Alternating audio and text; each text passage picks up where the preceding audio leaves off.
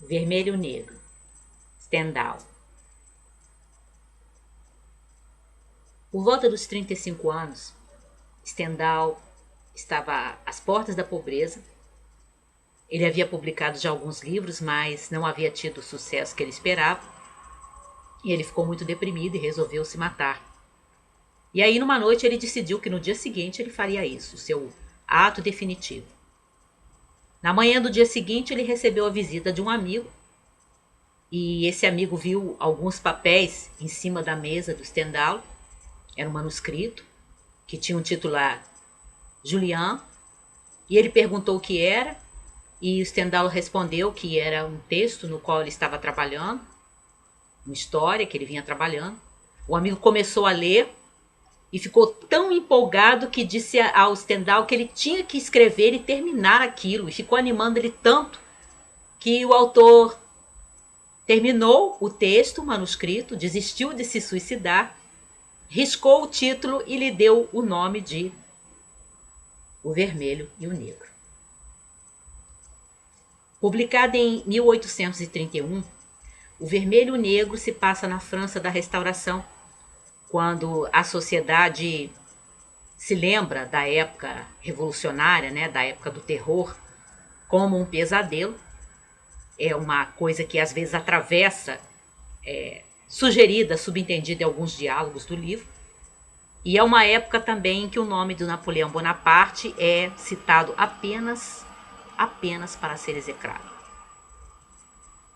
O personagem principal do livro, o Julien Sorel, é um jovem, filho de um carpinteiro, que tem 18 para 19 anos, que é um admirador às ocultas de Napoleão, que gostaria de ter vivido aquela época, gostaria de ter participado das batalhas servindo a Napoleão, e que vê a sua época como uma época revista, uma época interesseira, uma época mesquinha, e que, como ele é maltratado pelo pai e pelos seus irmãos mais velhos, porque ele gosta de ler, ele gosta de estudar, ele não se encaixa no ambiente da família.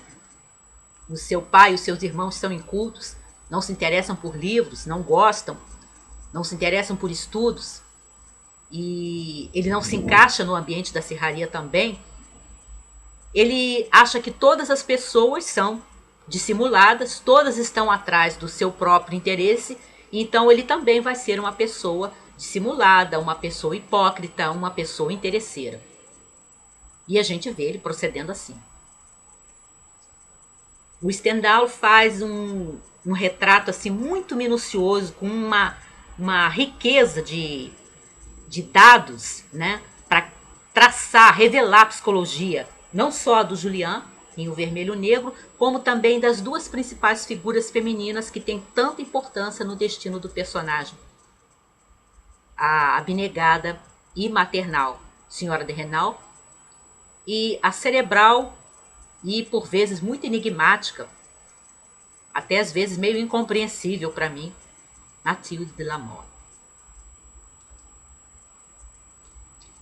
Eu acho que é justo a gente chamar o Julian de uma figura que não é um vilão, mas também não é um herói. Talvez ele seja, dentro da literatura do século XIX, da primeira metade do século XIX, a figura que melhor encarna o tipo do anti-herói. Porque com essa abrangência que o Stendhal nos dá da figura do Julian, daquilo que ele pensa, daquilo que ele sente, daquilo que está passando pela cabeça dele, dos seus cálculos, né, dos seus raciocínios, da sua maneira de ver como é que ele deve agir em certas situações, o que ele deve dizer para determinadas pessoas, qual é a aparência, né, a capa que ele deve se vestir psicologicamente, né, moralmente, etc., diante das pessoas ao redor dele. Então, quando o Stendhal nos faz ver isso, nos faz ver que ele não é uma pessoa que tem aqueles propósitos morais bem definidos, ele está preocupado em conseguir aquilo que ele quer, e o Stendhal nos faz ver muito claramente que o Julian é uma figura o tempo todo envenenada pelo seu sentimento de humilhação. Talvez porque ele vem desse lar em que ele não é bem visto, né? Nem pelo pai, nem pelos irmãos, pela família em si. Ele é maltratado, ele é incompreendido, ele é vilipendiado. E aí ele entra na sociedade, né? Ele vai para o seminário, ele encontra a dissimulação ali também, dentro do seminário. Ele se forma como padre, ele se torna um especialista em latim. Ele é capaz de recitar a Bíblia em latim. E alguém pode citar qualquer versículo para ele, que ele pode discorrer sobre aquele versículo facilmente. E aí ele entra na sociedade, tem as suas primeiras experiências. Primeiro na pequena burguesia, né? Ali na província, em que ele vai ser preceptor de algumas crianças. E depois, sendo uma espécie de secretário de um nobre, o Marquês de La Mole, ele está muito consciente o tempo todo, isso o envenena, que por mais talentos que ele tenha, por mais inteligência que ele tenha, por mais livros que ele tenha lido, por mais erudição que ele tenha, há certos degraus que ele não vai conseguir galgar porque ele não tem sangue nobre. E aqueles que o cercam deixam isso muito claro para ele na forma como o tratam. E isso é muito forte no Julian, esse sentimento de humilhação, esse ressentimento de não ser bem-vindo, de ter portas fechadas para ele o tempo todo. Algumas vezes, mais de uma vez, isso o corrói de tal maneira, o contamina de tal maneira que ele é injusto com algumas figuras, né, com alguns personagens da história, porque ele o tempo todo pensa que ele está sendo alvo de zombaria, que ele está sendo alvo de uma mistificação, né? Às vezes alguém o trata bem, ele desconfia dessa pessoa, o que, que ela quer, o que, que ela pretende. E aí, quando o Stendhal mostra isso muito claramente, caracteriza o Julian, de fato, como um anti-herói. Porque ele é uma figura manipuladora, é uma figura dissimulada. Mas, ao mesmo tempo, por que, que ele não é um vilão? Eu acho que é porque, com essa abrangência que o Stendhal nos dá, né, vendo tudo que o Julian pensa, vendo tudo que ele sente, tendo esse acesso ilimitado que Stendhal nos dá do personagem, do interior do personagem, você também vê que alguns dos planos do Julian são muito ingênuos, que alguns dos planos dele são quase infantis, talvez porque ele realmente seja tão jovem. E em alguns momentos da trama, né, ao longo da história, quando ele é alvo da bondade, do carinho de alguém, ele se desmonta. Quando ele acredita, percebe que realmente aquela pessoa lhe quer bem, tem afeição por ele, aquilo comove, né? Às vezes o leva até as lágrimas. Então ele não é realmente um vilão, ele não tem perversidade. Não que ele não seja capaz de fazer coisas erradas, e coisas erradas bastante sérias.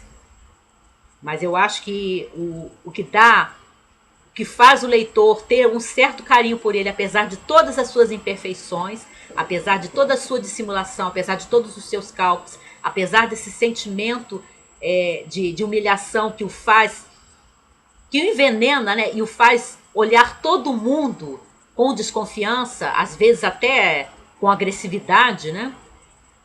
É que você percebe isso nele, que ele é uma figura que no fundo, no fundo, no fundo, quer ser amado. Quer ser amado.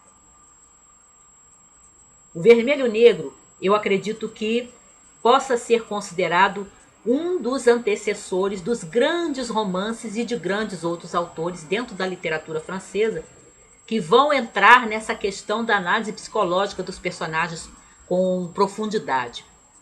Porque esse livro é de 1831 e quase 100 anos depois a gente tem o Proust entrando nessa riqueza que o Stendhal já nos dá aqui, um vislumbre.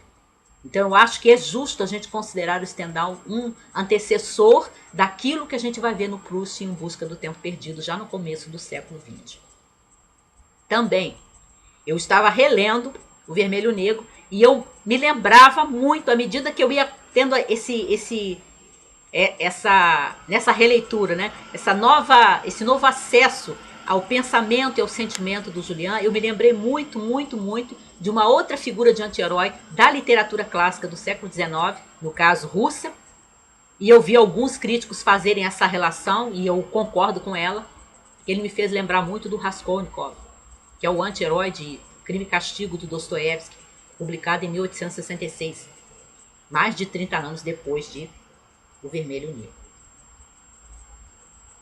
É um romance realmente primoroso, é um romance que ele dá uma aula de natureza humana, de fragilidade humana e às vezes também de grandeza humana.